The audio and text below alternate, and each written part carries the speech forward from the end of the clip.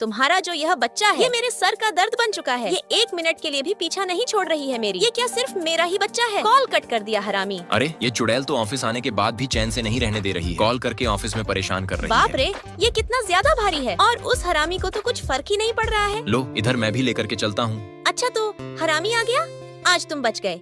सही टाइम पर आकर के घर में क्लेश होने से बच गए। अच्छा हुआ सही टाइम पर आ गया, नहीं तो ये लड़की तो मेरा जान ले अब लेती। चलो जल्दी से घर और अपने बच्चों को संभालो। अब हमसे वह संभाल नहीं जाता है। आज उसके लिए गिफ्ट लेकर के जा रहा हूँ, वह ये देख करके खुश हो जाए और आज घर में लड़ाई भी नहीं होगा। तुम यहाँ पर क्यों आए हो? अब मेरी शादी हो चुकी है और मेरी एक बेटी भी है। आखिर यह लड़का कौन है? अगले पार्ट के लिए